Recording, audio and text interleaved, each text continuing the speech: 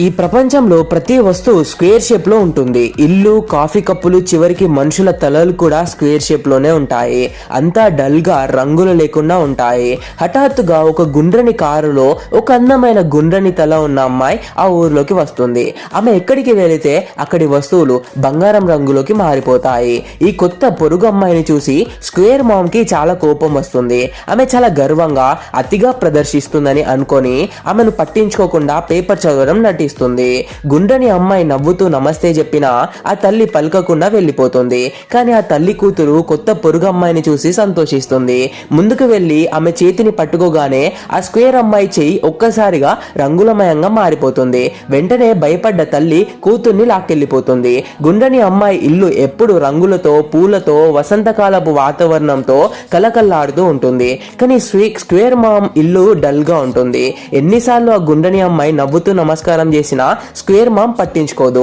ఒకరోజు ఆ స్క్వేర్ అమ్మాయి తన స్క్వేర్ వీల్స్ ఉన్న సైకిల్ తొక్కడానికి కష్టపడుతూ ఉంటే గుండ్రని అమ్మాయి ప్రేమగా సైకిల్ వీల్స్ ను తాకగానే అవి గుండ్రంగా మారి సైక్లింగ్ సులభం అవుతుంది. మళ్ళీ తల్లి వచ్చి బిడ్డను లాక్కెళ్తుంది. తన కూతురు ఆ పొరుగు వారి వస్తువులను తాకుతుందేమో అని భయపడి స్క్వేర్ మామ్ తన ఇంటి చుట్టూ ఎత్తైన చెక్క గోడను నిర్మిస్తుంది. కానీ ఈ గోడ కూతురికి ఇంకా ఆసక్తిని పెంచుతుంది.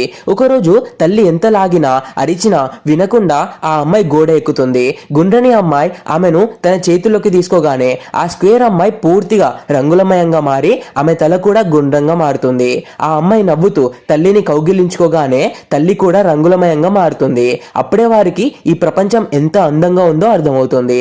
ఈ తల్లి స్వయంగా ఆ గోడను కూల్చేస్తుంది. రంగులు వారి ఇంటికే కాక మొత్తం నగరంలో విస్తరించి ప్రతి వస్తువుకు జీవం వస్తుంది. ఈ కథలో నీతి ఏంటో తెలుసా? మార్పును అంగీకరించాలి.